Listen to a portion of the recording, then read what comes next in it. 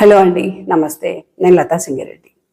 రెండు తెలుగు రాష్ట్రాల్లో ఏం నడుస్తుంది ప్రస్తుతం అని ఎవరిని అడిగినా కూడా కులాల మధ్య గొడవలు నడుస్తున్నాయి అని చెప్తున్నారు. అది పోతే ఇంకా ఏం నడుస్తుంది అని అడిగితే రెడ్ల పైన దాడి నడుస్తుంది అని చెప్తున్నారు. ఇంతవరకు బాగుంది, చాలా బాగుంది. కావాలనే దాడి చేస్తున్నారు అన్న విషయం అందరికీ అర్థమైపోయింది. కానీ దీని ద్వారా ఓసీలకి, రెడ్లకి, ముఖ్యంగా రెడ్లకి ఏమైనా నష్టం జరుగుతుందా? ఆలోచించండి ఒకసారి. లేదు కదా. రెడ్లకి ఏమైనా నష్టం జరుగుతుందా? పోనీ బీసీ, ఎస్సీ, ఎస్టీలకు ఏమన్నా న్యాయం జరుగుతుందా? ఈ గొడవల వల్ల మొన్న జరిగినటువంటి నోట్లో పోసేండు అన్నారు కదా, ఆ గొడవైనా, ఏది ఈశ్వరాచారి చనిపోయిండు అన్నారు కదా, చంపేసింది ఎవరో అందరికీ తెలుసు. ఆ గొడవైనా, నిన్న కుమ్మర గ్రామంలో జరిగినటువంటి ఆ పసిపాప ఇన్సిడెంట్ అయినా, ఇలాగ చెప్పుకుంటూ పోతే కుప్పలు తెప్పలు ఉన్నాయి. వీళ్ళ అరాచకాలు కుప్పలు తెప్పలు ఉన్నాయి. వీటి వల్ల ఎవరికైనా న్యాయం జరుగుతుందా? బీసీలకు ఏమైనా ఒరిగిందా? ఎస్సీ, ఎస్టీలకు ఏమైనా కొత్తగా ఏమైనా హక్కులు ఏమైనా వచ్చినాయా? కొత్తగా మీకేమన్నా ఇంకేమన్నా ధనలాభమో ఇంకేదైనా జరిగిందా? కేవలం ఒకరిద్దరి రాజకీయ దాహానికి, కేవలం ఒకరిద్దరి యూట్యూబ్ ఛానళ్ళకి హైప్ రావడం కోసం అని చెప్పి కులాల మధ్యలో చిచ్చులు పెడుతున్నారు. వాళ్ళకి మనందరం బానిసలం అవుతున్నాము. మన బతుకులు ఆగమవుతున్నాయి. ఇవి జరుగుతుంటే ఏమవుతుందంటే, ఇప్పుడు అక్కడ రైతు బంధు రావాలా, మున్సిపల్ ఎలక్షన్స్ అయిపోయిన తర్వాత రైతు బంధు ఇస్తాము అన్నారు, అదే రైతు భరోసా ఇస్తాము అన్నారు. ఆ ఇష్యూ గురించి అందరూ మర్చిపోయినారు. అందరూ వెళ్ళి ఆ కుమ్మెర ఇష్యూ పైన పడ్డారు. నెక్స్ట్, మందు బస్తాలు దొరుకుతున్నాయా, యూరియా బస్తాలు, రైతులు, అసలు ఏం జరుగుతుంది అక్కడ? ఎవరైనా కనుక్కున్నారు? అసలు అక్కడ ఏం జరుగుతుంది? రైతులకు టయానికి యూరియా బస్తాలు వస్తున్నాయా? ఎవరైనా కనుక్కున్నారా? ఎందుకు కనుక్కోవట్లేదు? ఆ ఇష్యూ పక్కన పడిపోయింది, అది మరుగున పడిపోయింది. వీళ్ళకి ఇక్కడ కుల గొడవలు మాత్రమే కనిపిస్తున్నాయి. 6 గ్యారంటీల కూర్చోవాలని మాట్లాడుతున్నారా? ఆడపిల్లలకి ఇస్తాన్న బైకుల కూర్చోవాలని మాట్లాడుతున్నారా? ఇట్లా చెప్పుకుంటూ పోతే సాంతాడంతలు ఇస్తుంది గవర్నమెంట్ది. వాటి గురించి ఎందుకు మాట్లాడట్లేదు? అవన్నీ పక్కన పెట్టడం కోసం అని చెప్పేసి ఇది ఇష్యూ ఒకటి ముందు పెట్టుకొని, తాపకు ఒక ఇష్యూ ముందట పెట్టుకొని ఒక్కరిద్దరు షైన్ అవ్వడానికి అని చెప్పి జనాలందరినీ గొర్రెలను చేస్తున్నారు. సారీ, నేను గొర్రెలంటే చాలా మంది కోపం వస్తుంది, కానీ గొర్రెలను చేస్తున్నారు. దీని గురించి లోతుగా మీరు ఎందుకు ఆలోచించట్లేదు? గవర్నమెంట్ పథకాలు ఎక్కడ పోయినాయి? కొత్తగా వచ్చేటి తర్వాత ఈ గొడవలు కొట్లాటలు పక్కన పెట్టండి. సీఎం కుర్చీ మీదే అంటారా? రైట్, మీదే. సీఎం కుర్చీలో మీరే కూర్చోండి, పర్వాలేదు. కానీ ఈ అభివృద్ధి ఎక్కడ పోయింది? తెలంగాణలో జరగాల్సిన అభివృద్ధి గురించి ఎందుకు మాట్లాడట్లేదు? ఇన్ని ఛానళ్ళు ఉన్నాయి కదా, ఎక్కువ బీసీల శాతమే ఎక్కువ ఉంది కదా. ఈ పథకాలన్నీ పక్కదారిన పోతే, ఈ పథకాలన్నీ పక్కన పడేస్తే, బీసీ కుటుంబాలే ఎక్కువ ఉన్నాయి కదా, 80% మీరే అంటున్నారు కదా. ఈ పథకాలన్నీ మరుగున పడితే నష్టం ఎవరికి? మీకు కాదా? రావాల్సినవి రాకుండా అడ్డుకుంటున్నారు.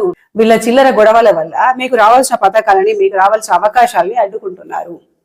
దీని గురించి ఎందుకు ఆలోచించట్లేదు?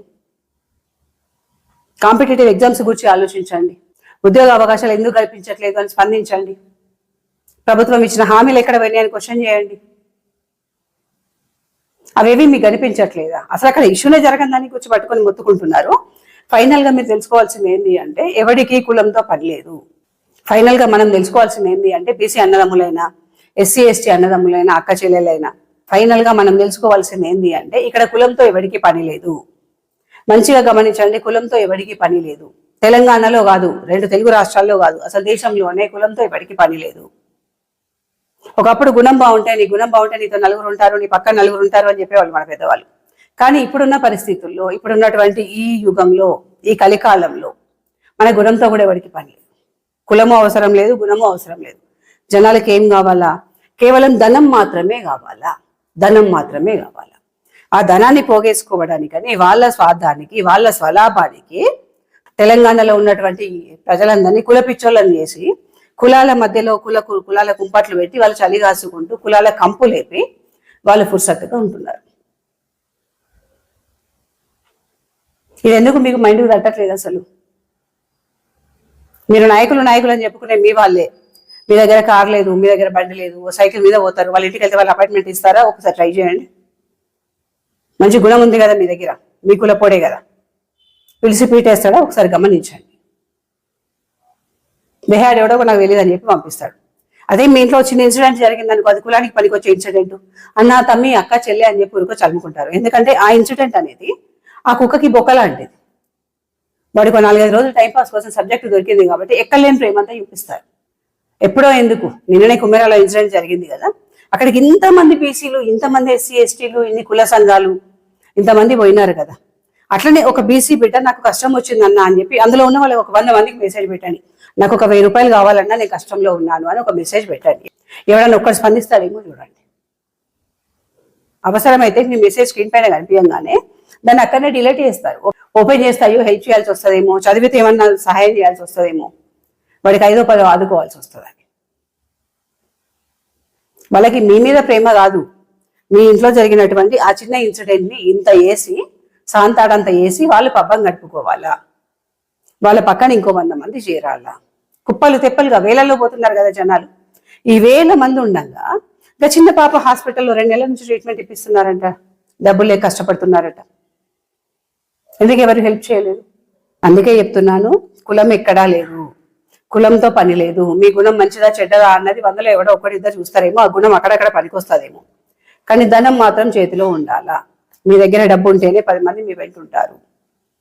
లేదు అంటే ఇట్లనే మిమ్మల్ని బిగారిగల్లం చేసి మీ శవాల మీద పేరాలు ఏరుకుంటూ వాళ్ళు పబ్బం గడుపుకుంటారు.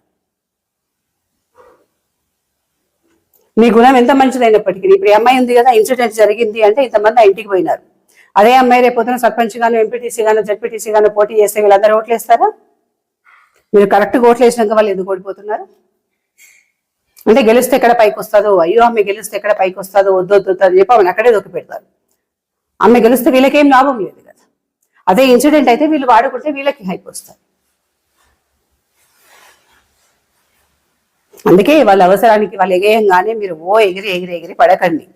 ఎన్ని మసిబూసి మారేడుకాయలు చేసి మీరు ఎన్ని కట్టు కథలు చెప్పినా, ఎన్ని రకాల కథలు చెప్పినప్పటికీ, రెడ్ల మీద మీరు ఎన్ని రాళ్ళు వేసినప్పటికీ, ఓసీల మీద మీరు ఎన్ని రాళ్ళు వేసినప్పటికీ ఫైనల్గా ఏదో ఒక రోజు నిజమైతే తెలుస్తుంది. పెద్ద టైం ఏం పడతలేదు, అంత 5-10 రోజుల్లో, వారం 10 రోజుల్లో వాస్తవాలు బయటకు వస్తున్నాయి. తర్వాత నల్లమొహాలు వేసుకొని తలలు దించుకొని వెళ్ళిపోతున్నారు. ఈ పరిస్థితి మీకు అవసరమా? దర్జాగా బతకొచ్చు కదా. ఆ పాప మీద నిజంగా అంత ప్రేమ ఉంటే అంతసేపు పోస్ట్ మార్టం దగ్గర ఎందుకు వదిలేశారు? హాస్పిటల్లోనే ఎందుకు శవాన్ని వదిలేశారు? పోలీస్ ఆఫీసర్ చెప్తున్నారు కదా, ఆయన డీజీపీగా చెప్తూనే ఉన్నారు, నేను శవాన్ని తీసుకెళ్ళమని మార్నింగ్ చెప్పినాను, ఇప్పటి వరకు వాళ్ళు శవాన్ని తీసుకొచ్చుకోలేదు అని చెప్తున్నారు. ఆయన ఎవరో విశారదన్ గారు వస్తేనే శవాన్ని తీసుకొచ్చుకుంటాము అన్నారట.